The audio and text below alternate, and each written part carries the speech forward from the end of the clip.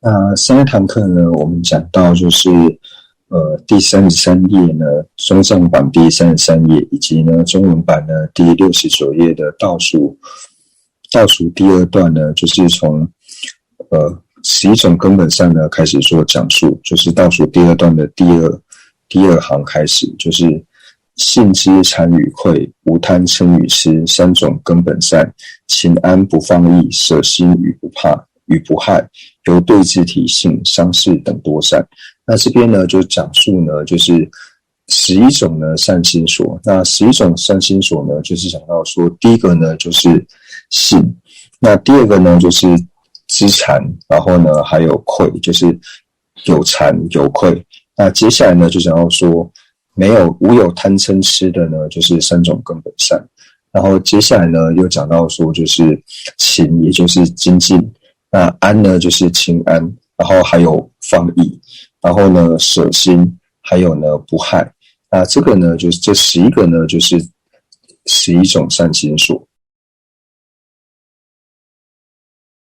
我们在讲述到就是信心的时候呢，那信心的体性是什么呢？就是对于呢我们自己呢，就是我们各自的善知识也好，或者说我们对于三宝也好，或者说对于这些归敬也好呢，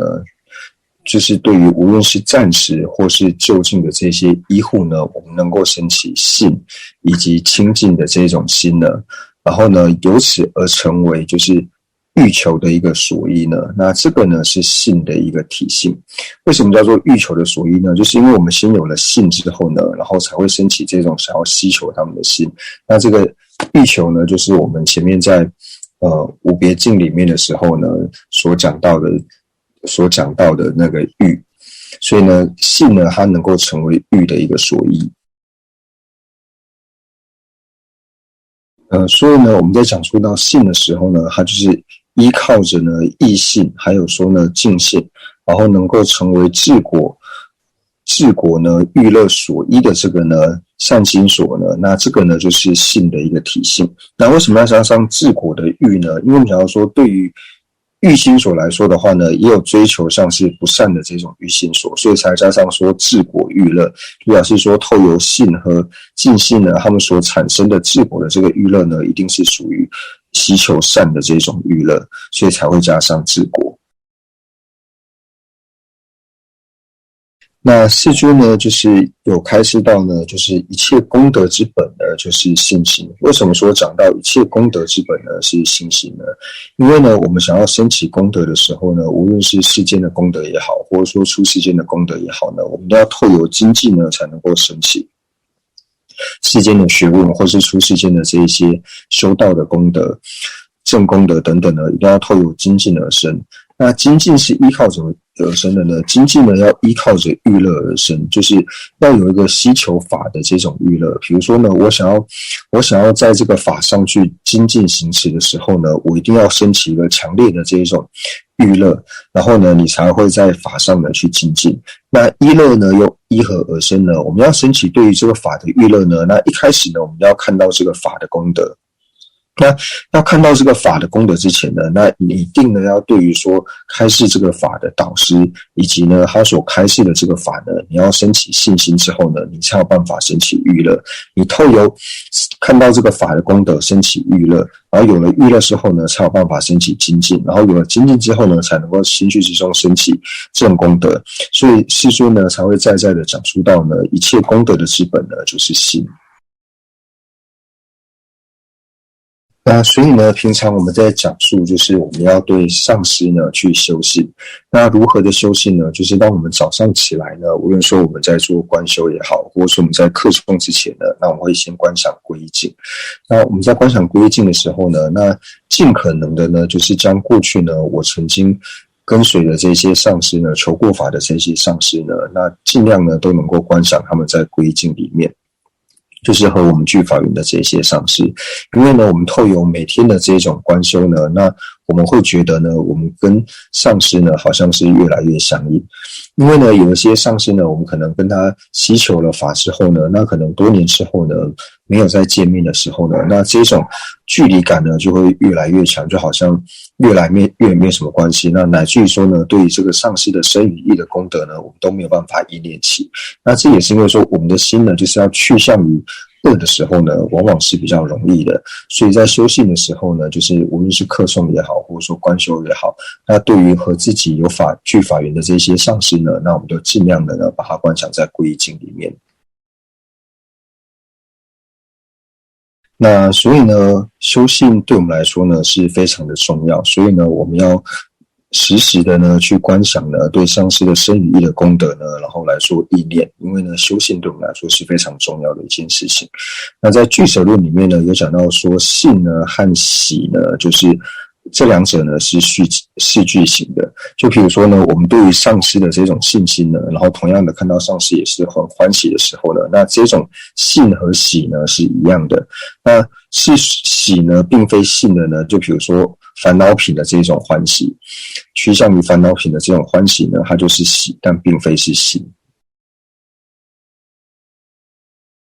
在广论里面呢，也有讲到说呢，我们所有的功德呢，就是如何的升起呢，并不是在上师那一方，而呢是在自己这一方，就是看你自己能够升起多强烈的信心呢，你自然而然能够获得多少的功德以及加持，并不是说好像加持呢是由上师那一方所赐予的，最主要就是看自己呢具备多少信心的时候呢，你自然而然就能够获得上师所给予多少的加持。那我们依止善知识之后呢，修行之后，好好的学佛之后呢，那我们在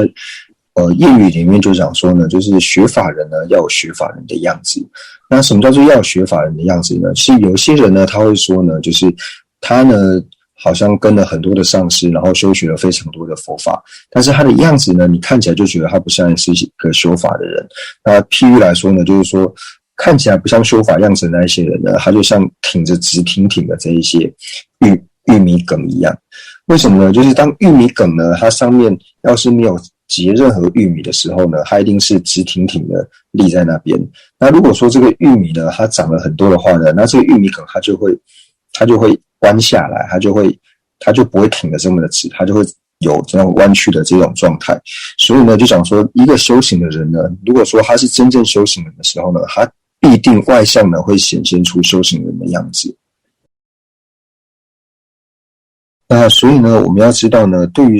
上师呢，你要依止或是不依止呢，这个决定权呢在你自己。就是一开始你决定要不要依止这个上师呢，决定权呢是在你自己手上。但是呢，你依止之后呢，你一定要对这个上师呢去修行，而不是依止了上师之后呢，然后才在开始那边嫌弃说，这个上师哪里不如意，哪里不如法，这样子是不对的。因为一开始依不依止是你自己可以决定的，但是当你确定要依止之后呢，你就只能以清净的心呢对这个上师呢去修行。所以呢，我们这样说呢，依止善知识呢，它并不是只是今生的一个事情，然后呢，它是生生世世的事情。因为所谓的善知识呢，它就是能够引导我们的老师，所以善知识呢，它是生生世世的。所以依止之后呢，我们就要对它升起信心。就比如说呢，我们去看医生的时候呢，我们花了很多的时间，花了很多的精力呢，然后找到这个医生之后呢，那你当然呢，你要对这个医生呢要有信心。那所以对于他所讲的这些医嘱呢，你是要如同的他所讲的去做。因为呢，如果他所讲的呢，你不照着去做的话呢，你吃这些药呢，不一定会有效力。那同样的呢，你看这个医生之后呢，然后你不照医嘱去做之后呢，那这个医生他其实也看得出来，你对他其实是没有什么信心的。以我自己来说呢，这是我自己一个观点。那我自己本身是一个凡夫呢，那我只能说呢，就是我自己透由修行呢，我觉得对上师修行之后呢，他对我呢，就是只有帮助之外呢，没有任何的伤害。那当然这是以我自己的体会而言，因为透由我自己修行呢，我觉得对我自己呢是帮助很大。而且呢，因为透由修行呢，缘故呢，你自然而然呢会照着上师所讲的呢，那你心绪里面呢，就是慈心跟悲心呢，它自然会渐渐的增长。就是像刚才所讲述的，就是当你真的好好的去一直善知识的时候呢，你去修学佛法呢，就会有学法的样子产生。而不是像说有一些人呢，就是说他虽然学了非常多的经教，但是学完以后呢，他的心呢就是还是非常的硬，而且好像可能越学越多呢，他的心变得越来越硬。那这个呢，我们在辩论场里面有讲到呢，就是你的心呢好像那个水泥一样，水泥就是越浇水呢，越浇呢，那个水泥会变得越来越硬。那学越多佛法呢，心反而变得越来越硬。而且呢，就是像我们在修学的时候呢，那上师呢都会再的告诉我们呢，就是我们学习佛法最主要的呢是要结合心绪。那实际上呢也是这个样子。因为呢，如果我们修学佛法的时候呢，你不是为了结合心绪来修学佛法呢，你仅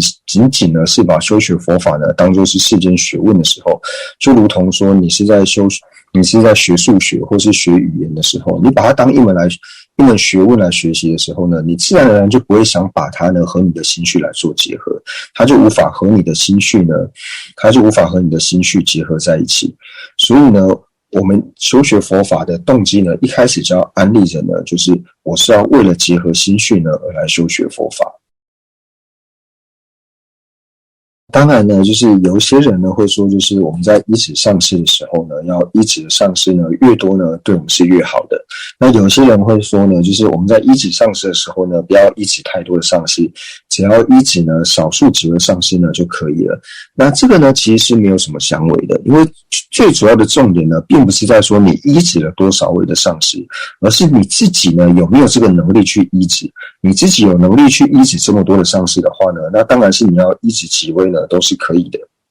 以宗大师来说的话呢，宗喀巴大师呢他有50几位上师，那因为他能够如实依止善知识的缘故呢，所以他依止的善知识这么多的时候，他多依止几位呢，他自然而然的去向于恶趣的这些门呢，他就能够遮止的越多。那同样呢，有些呢他只依止的就是少数1、2位上师，但是他依止这1、2位上师呢，他能够用他最亲近的心呢去依止的话呢，那这样子呢也是没有问题的。所以重点并不是在说依止几位上师，而是呢在我们的心呢到底能不能够去做这样子的依止，如理的依止。所以呢，无论是依止多或是依止少呢，这个是不相违的。所以呢，我们是否依止一个上师呢，并不是呢别人去强迫你的，最主要呢是你自己呢能不能去依止，而不是说呢别人好像跟你说哦这个上师很有名，所以你要去依止这个，哦那个上师很有名，然后你要跑去依止这个，并不是这个样子，是你自己决定要不要依止的。但是当你呢依止之后呢，你就要如理的去行事，因为不如理行事的时候呢，你所造的恶业呢也是要自己来承担，不能是说呢你对这个上师呢，就是有非理说意造下恶业之后呢，然后就说哦，是因为某某某呢，他叫我去依止这个上师的，没有这样子的理由，因为你已经决定依止之后呢，那之后所造的业只能由自己来承担之外，别人是没有办法帮你承担的。那就是我的上师呢，之前呢就有教导过我说，就是在依止善知识的时候呢，不能像我们吃饭在尝味道一样，好像去餐厅以后呢，然后呢这个也吃一点，说这道菜的味道不错，然后呢去其他餐厅呢，然后又吃一点这个的味道好像也不错。依止善知识的时候呢，并不能像说我们去餐厅吃东西尝味道的这种方式来做依止，而是你要去看到就是上师身语意的功德之后呢，然后对他兴起了依止的心。那当然呢，在这个世代呢，就是每一个上师呢都有他不同的这些功德，有的可能是说他在学问方面呢特别的博学，那有些呢可能是特别的善良，或是某类呢是他特别的精进。那当然就是以我自己来说，并不是说各位，就是说以我自己来说呢，就是有时候呢我会升起一种比较的心，好像觉得说哦，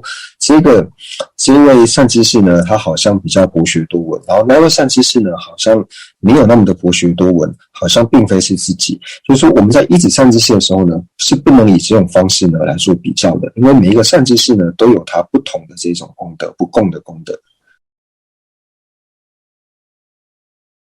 那所以呢，我们在依止善知识的时候呢，对善知识修行的时候呢，我们就要从善知识呢他不共的功德呢，然后去看到他的这个功德之后呢，然后从这一方面呢去对他升起信心。无论说呢他是在学问上面呢比较博学也好，或者说呢他是属于比较精进的上师也好，或者说他是心地呢比较善良的这种上师呢，那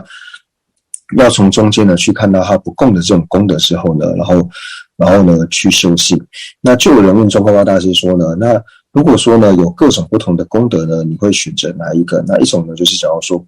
博学多闻，那一种呢就是讲到精进，一种呢就是讲到善良。那宗喀巴大师选的呢，他是选精进，他并没有选到博学，因为透过精进呢，可以让我们的心绪呢，就是变得越来越善良，然后人也会变得越来越谦虚。所以呢，宗喀巴大师呢，他并没有选就是学问最好呢来作为他的功德。那这个呢，可以给大家做一个参考。刚刚就是我翻错了，并不是说精进的这个功德，而是说呢，这个功德是指说谦虚的意思，就是说博学还有谦虚还有善良。那宗喀巴大师选的呢是谦虚的这个功德，并不是精进。我刚刚是讲精进，并不是精进，是讲说谦虚，就是当你越来越谦虚的时候呢，你自然而然你所学的呢会越来越多，因为会觉得自己的不足，然后你自然会越学越多。这个呢，在藏文里面呢，它直接就是我们翻呢是翻成高尚。那高尚呢，就是说人们就说好像字看起来就是很了不起这样，那它实际意思呢，就只说谦虚的这个意思。那所以呢，就是宗喀巴大师在世的时候呢，就是因为宗喀巴大师他本身呢非常谦逊的缘故，所以他拥有很多的弟子，然后很多的信众。那这时候呢，就有一个人呢，他跑来问宗喀巴大师说：“你到底是持诵了什么样的密续的这个咒语？然后你是有什么咒语的加持力呢，能够让你这么有权势，使得这么多弟子呢都跟随着你？”那宗喀巴大师呢就回答他说呢：“我并没有特别呢去念诵什么，就是让自己变得有权势的咒语，我仅仅呢就是很谦虚而已。”那所以呢，就是我的上师呢，他在的教诫我呢，就是要拥有这种高尚的品德，就是对人呢一定要谦虚，不要呢自己学了一点经教呢，然后就使自己的慢心呢不断的增长，然后呢好像自己经教学了不起呢，就由此而看不起别人。如果说自己因为经教学很了不起，自己经教学得很好，然后就看不起别人的话呢，那自然而然我们因为我慢的关系，所以你自然而然久了之后呢，你对于自己身语意做了什么样的行为呢，自己都不会察觉到。那以我自己的善知识来说呢，它本身呢就是常常教诫我呢，就是要具备这种谦虚的美德，而且呢，善知识呢，他对我呢就是常常的教示、教训，乃至于教诫。但是呢，从我观察上师的身语意的这些功德、身语意的行为之后呢，我自然而然呢就会升起这种想要效仿他的心，然后也因为具备了这种谦虚的功德的时候呢，我心绪里面的烦恼以及呢我自己感受到的苦呢，自然而然呢就慢慢的减少。那这些呢都是善知识呢带给我的教诫。以我自己来说呢，就是我的上师呢，他是住持。那他在还没有当住持之前呢，那他本身呢就是有很多的弟子。那他在寺庙里面呢，他是主要的经教师，就是那个时候呢，他可能一天都要上6-7堂课。那在寺庙里面，老一辈呢，大部分呢都是我的老师呢所教的，都是他的弟子。那个时候他的弟子呢，大概有200-300位。那是比较早以前，那时候寺庙的出家人没有这么多，所以几乎可以说老一辈的这些学生呢，大部分呢都是老师的弟子。那虽然说老师他自己本身呢有这么多的弟子，但是呢，以他平常的这个行为看起来呢，他就和一般人一样，他也没有特别呢会去摆显自己，好像我有这么多的弟子，我好像很了不起，就这种作为呢，就是完全都没有。所以呢，就是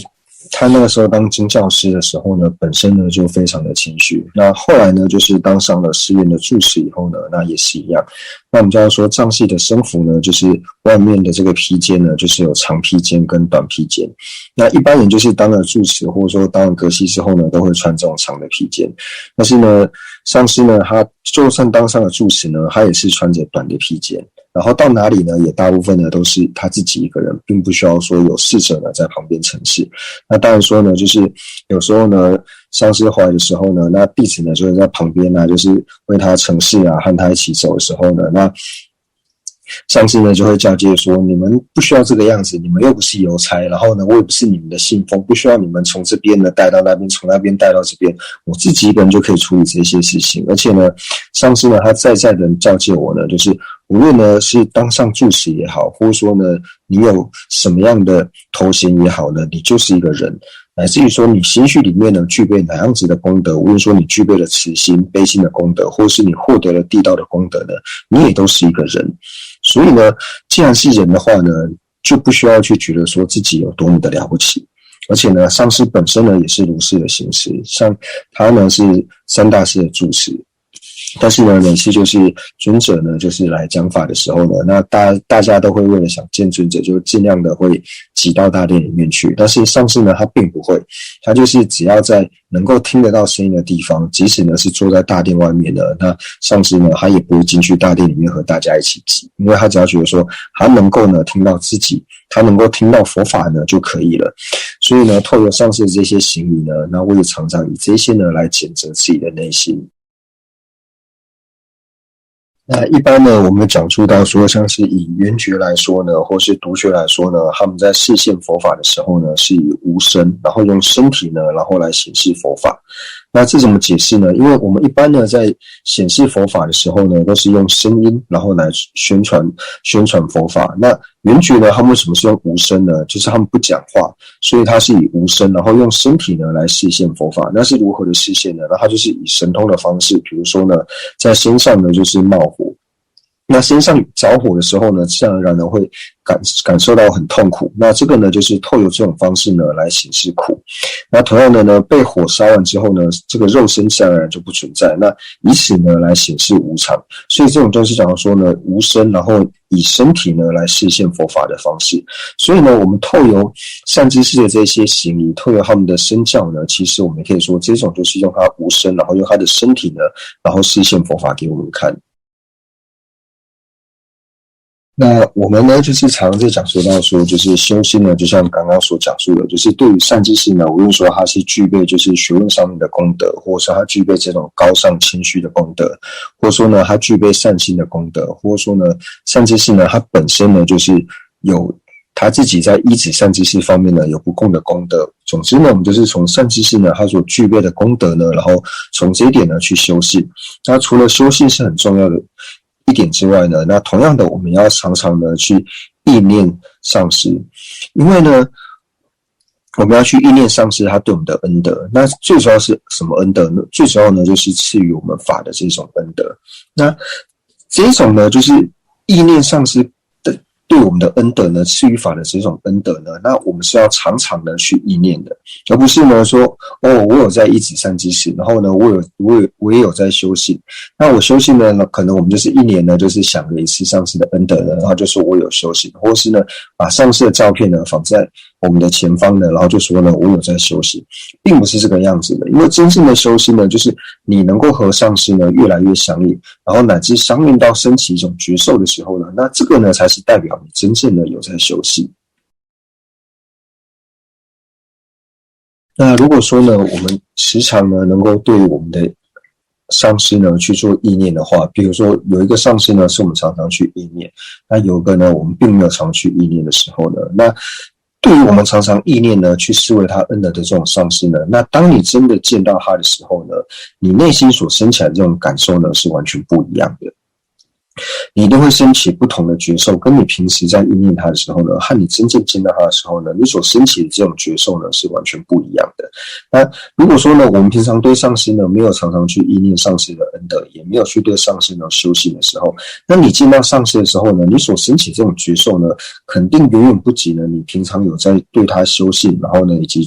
在念他恩德的这个上师呢，这种两者所见到这种感受呢，一定是完全不一样。上述所讲的呢，就是大家呢可以去做观察，因为这个呢是我自己的一个体会，那大家也可以去观察看看呢是不是这个样子。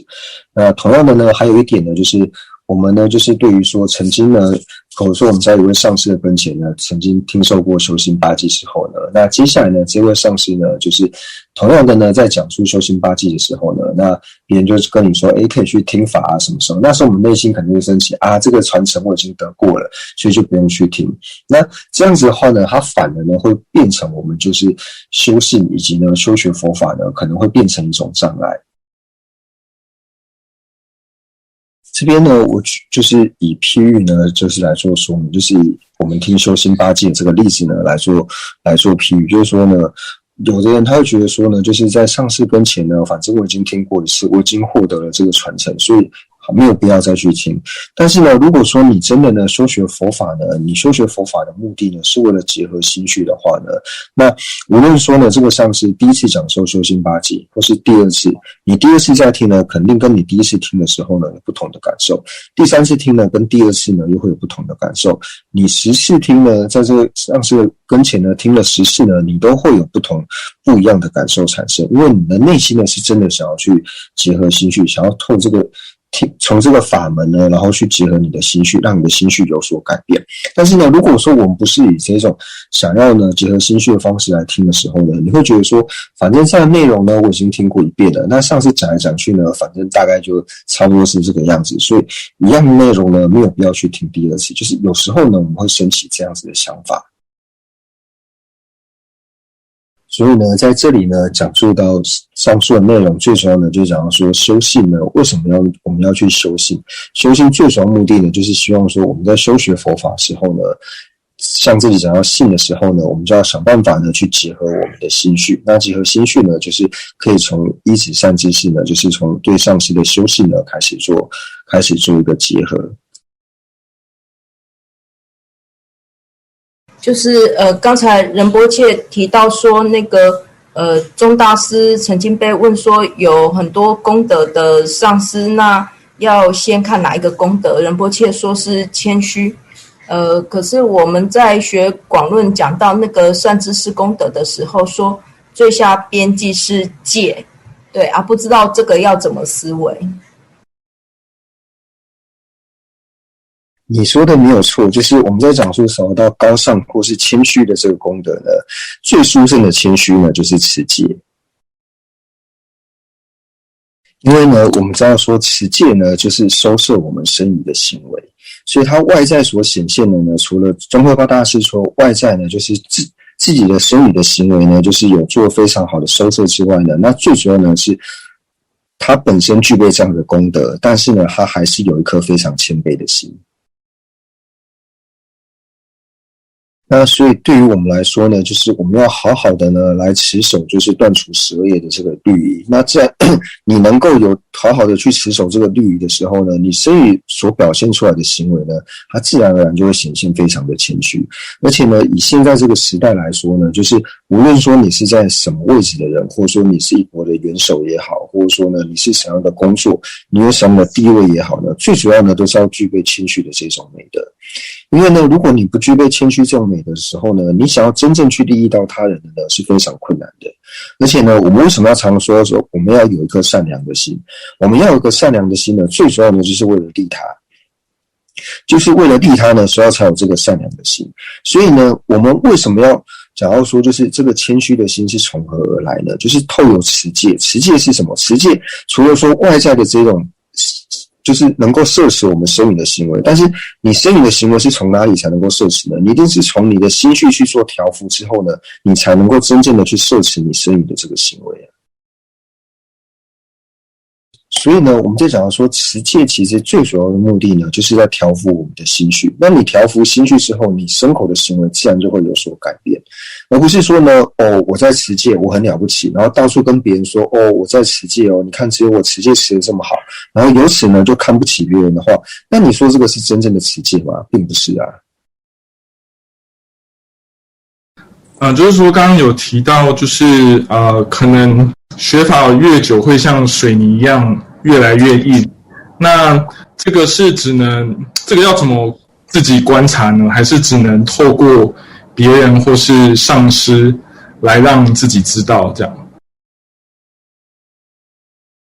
那就是说，自己的心呢有没有变得越来越硬呢？其实自己可以观察得到的。那人杰是说，以他自己的经验来说，因为他自己本身也是一个在学习的人嘛，那就是说，如何去观察，就是自己的心呢是否有学佛之后呢变得越来越硬呢？第一个就是观察说呢，我的慢心呢是否有增长？那我平常呢是否有在看别人的过失？那我嘴巴所讲的呢，是不是一直在指责别人？那对于说一个人就是花了很多心思呢，在做好事的这个人呢，那我是在看这个人的功德呢，还是我在看他说哪里没做好？我是在看他的过失。那或者说呢，我们看一些就是其他教派的人，或者说其他宗教信仰，或是没有宗教信仰的一些人呢，他所做的这些好事，那他做的这些功德的时候，他做的这些善功德的时候呢，我是否能够和他做一样的这些善功德？因为呢，照理说呢，因为我应该要行的善是要比他还要多的，因为我所学的内容呢，就是告诉我说如何变成一个善良的人，如何变成一个更好的人。但是我有这么多的资源，学了这么多的佛法之后，像他做的这些功德，我是否也能够做得到呢？就是可以从这几方面呢，然后来观察自己的心呢，有没有变得越来越硬，或是越来越好。最糟糕的呢，就是说，不管说一个人呢，他具备了多少的功德呢，那我们在看的时候呢，就是完全见不到的他的功德，只看得到他的过失的话呢，那这个呢，就是属于最糟糕的状态。比如说呢，每一个人呢都有他不同的功德，那无论说他是具备善良的功德，或者说他有持戒的功德，或者说他有布施的功德，但是呢，我们如果说对于这个人的功德呢，我们完全看不到，只能够见到他的过失的时候呢，那这个就是最糟糕的。所以平常在检查的时候呢，就可以去检查说，我大部分呢是在观察一个人的功德，还是说我大部分呢是在看某个人的过失。那当然说，对于少部分人来说呢，我们也会把他的功德呢看为是过失，这个一定是难免的，就是对我们来说是难免的。但是就是说，我们要观察说，我们平常对于大部分的人的时候呢，就我一般遇到人的时候呢，我大部分呢是在观察这个人的过失呢，还是说我是在看这个人的功德？那当然说观察一直如果都在看别人的过失，那这个当然是最糟糕的。那稍微好一点的呢，就是心呢就是放在平等的状态，你并不会特别去看他的过失，也不会特别去看他的功德。那最好的呢，就是能够常常的去观察别人的功德。那这个呢，当然是最殊胜的。仁波切，我想请问我有一个机会，然后也有时间去学我想要学的法，可是学的时候觉得那个地方怪怪的，那是不是就不适合再学下去？地方还是人啊？就是那个环境，最主要还是人。对对对。那就是说，当我们遇到这样的机会呢，就是说可以学法的时候呢，那不去学的原因呢，这时候我们是要自己来做观察。就是说我不去学呢，最主要呢是因为我自己非礼作业的缘故，我只看到过失的缘故呢，所以我不想去学，还是纯粹呢，只是呢，就是自己呢觉得说，就是一种感觉而已。你是透有看到原因，然后呢去观过失不想去，还是只是一种感觉而已？这个是不一样的。就是说呢，人家举一个例子来说，就比如说呢，因为我自己不喜欢吹冷气的缘故呢，所以呢，我去学法这个地方呢，因为他们开冷气，然后又开得很强，所以呢，我就当然就觉得说啊，这个地方呢，好像我不适合。但是这是在给自己找理由，因为呢，你其实不想去的原因呢，是因为你不喜欢冷气的缘故。但是呢，我们就会找个理由，觉得说啊，我跟这个地方好像不太合，所以呢，我还是不要去这边学习佛法好了。因为呢，我们所要学的呢是法，但是呢，我们到这边呢，并不是去学法，而是一直去看别人的过失的时候，或去看什么过失的时候呢，那我们法呢，当然就学不下去了。就如同说呢，我们会指责一个地方说啊，你们这边冷气呢都开得太强啊，所以然后又不环保啊，怎样去指别人的过失，但是自己回到家呢，回到房间以后呢，就拼命的吃这些冷饮啊，吃冰啊，那这样子就说不过去了嘛。所以呢，就从刚刚讲述的，就我们要保持谦虚的这种心呢，那谦虚的心是什么？最主要呢，就是我们不要去看别人的过失。我们自己对别人呢，不要看别人的过失，然后内心呢能够保持谦逊，这个才是谦虚真正的意思。可是仁波切，我就是怕会看过失，所以才有一点想说不要继续去了，因为有时候讲的对啊，我是很喜欢那个法，可是有时候讲的方式我会产生疑惑，嘿，不是冷气的缘故。那如果是这样子的话呢，那这个决定权呢，其实是在你自己的手上。那就是说呢，想请问仁波切，就是一直已经市集10多年的师父，那从来没有见过这个师父，那如何成立师徒关系呢？那仁波切就回答到呢，就是我们在建立师徒关系的时候呢，并不是说你有没有见过这个人，而最主要的是取决于你的信心，你对这个善知识呢，你是否能够升起如实的信心？那你如果真的升起信心，你要把它依止为上师，那这当然是没有问题的。就比如说呢，我们也从来没有看过世尊，我们也没有见过护主龙树菩萨，乃至于我们也没有见过宗喀巴大师，但是呢，我们都承许我们是世尊的弟子，龙树菩萨的弟子，以及宗喀巴大师的弟子。最主要原因就是我们对他有信心的缘故，所以这样子呢，就能够成立起师徒的关系。那在这边呢，就是跟大家讲说，不要观察别人过失，最主要原因呢，并不是说这个人他是否有过失，他是否没有过失，并不是说去检查说他这个过失呢是不是存在，并不是说以这种方式呢去观察别人，并不是说以这种方式呢去谴责说他好像有过失，我们就把它看成没有过失，并不是这个样子。所谓的少看别人的过失的意思是说呢，当我们常常去观过的时候呢，观察别人过失，你观过久了之后呢，你自然而然呢，你对任何人呢都会开始观过。那举一个例子来说，就是比如说老师呢，他是为了他的学生好。那为了学生好的时候呢，他有时候比如说一个教室里面，比如说20个学生，那20个学生不听话的时候呢，他可能就会实现一些愤怒的这种相状。但是呢，他虽然说是为了学生好，然后会产生这种生气的这种情况，但是呢，如果说久了之后呢，他自然而然见到这群学生，他这种生气的这种心呢，他自然而然就会生气，他会自然而然这种愤怒的心他就会跑出来，因为我们的体性就是这样嘛，我们心的体性就是这样，或者说人的个性就是这样。你一件事情串习了久之后呢，你自然而然你看到他们，你自然你那个火气就上来了。所以同样的呢，当我们去观察别人的过失的时候呢，观察久的时候，无论任何人或是任何事呢，我们就会从过失面呢开始做观察，所以才会告诉大家说呢，为什么不要去观察别人的过失，最主要原因是这个样子。那再举一个例子来说，比如说呢，我们是以善意的这个心，善意的心呢去提醒别人的过失，就说呢，你这边做的不好，然后今天呢讲说甲呢你哪边不好，乙呢你哪边不好，丙呢你哪边不好。虽然说你有一个善心，但是你长期串习下去之后呢，你这样看到别人的时候呢，你就会习惯说，你哪里做的不好，你哪里做的不好，这个是我们人的一种惯性。那今天所讲述到的内容呢，最主要呢就是我们呢该如何呢真正的去修持。那不管是指各位，包括我自己也是一样，都希望说呢能够把这一些内容呢，希望它的功德在我们的心绪里面呢能够如实的升起。